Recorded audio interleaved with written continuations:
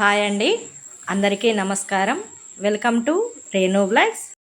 పెళ్ళైపోయిన తర్వాత అప్పగింతలు పూర్తయి అమ్మాయిని సాగనంపిన తర్వాత మరుసటి రోజున ఇక నల్లబూసలు గుచ్చే కార్యక్రమం ఉంటుంది కదా. అందుకోసం అయితే కొత్త దంపతులు అలాగే వాళ్ళ తరపు బంధువులంతా ఈరోజు రానున్నారు. వారందరి కోసం అని అయితే బూరెలు చేస్తున్నాము. అంతేకాకుండా ఆ రోజే ఐరేన్లు ఎత్తే కార్యక్రమం ఉంటుంది కదా, అందుకోసమనే ఈ బూరెలు అయితే చేస్తున్నాము. ఒకవైపు ఈ బూరెల పని అవుతుండగానే ఈలోపే కొత్త దంపతులు అయితే రావడం అయింది. అయితే వారిని కూర్చోబెట్టి నల్లపూసలు గుచ్చే కార్యక్రమం అయితే స్టార్ట్ చేయడం అయింది. పెళ్లి సమయంలోనే ముహూర్తం టైం బాగుండుంటే అదే రోజున ఈ నల్లపూసలు గుచ్చే కార్యక్రమం పెడతారు. మరుసటి రోజున కూడా బాగుండేసరికి పెళ్ళైన రోజు హడావుడి అంత అలసిపోయి ఉన్నారు కనుక మరుసటి రోజునే ఈ కార్యక్రమాన్ని ఏర్పాటు చేశారన్నమాట.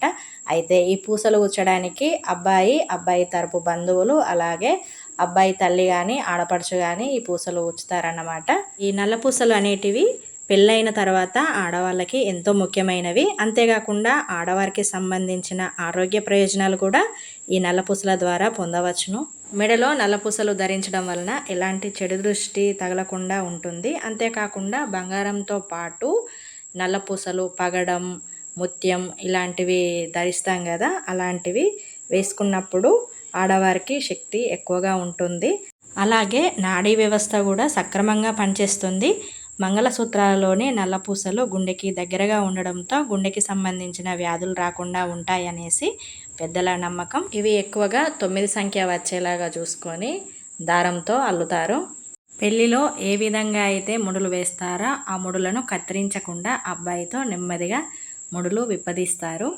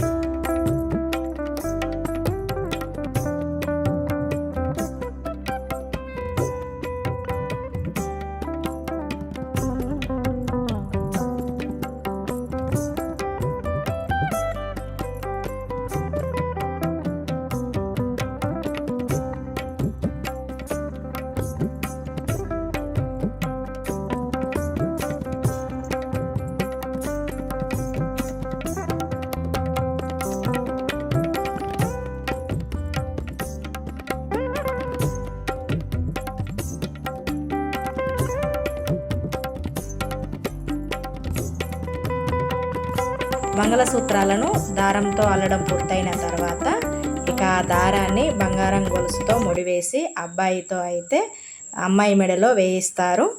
తర్వాత భర్త ఆశీర్వాదం, అలాగే అత్తమామల ఆశీర్వాదం, తర్వాత తల్లిదండ్రుల ఆశీర్వాదం, తర్వాత పెద్దల ఆశీర్వాదాలు తీసుకొని అందరి చేత ఆశీర్వదించబడతారు. తర్వాత చేసినటువంటి బూరెలను అయితే ఒకరికొకరు తినిపించుకోవడం అవుతుంది. ఈ నల్లపూసల కార్యక్రమాలు జరిగేటివన్నీ కొన్ని ప్రాంతాలలో మాత్రమే ఉంటుంది అన్నమాట. అందరికీ ఇలాంటి ఆచారాలు అనేటివి ఉండవు దాదాపుగా. ఈ కార్యక్రమాన్ని ఇంకా పెద్ద ఎత్తున చేసేవారు కూడా ఉన్నారు. కాకపోతే ఎవరికి తోచినంతలో వాళ్ళు ఉన్నంతలో చేసుకుంటారు. పెళ్ళిళ్ళు కూడా ఒక్కొక్క ప్రాంతంలో ఒక్కోలాగా చేస్తారు. మన దగ్గర ఉన్నటువంటి తెలుగు సాంప్రదాయాలు, సంస్కృతులు, ఆచారాలు అందరికీ తెలియపరచాలనేదే ఈ వీడియో యొక్క ఉద్దేశం.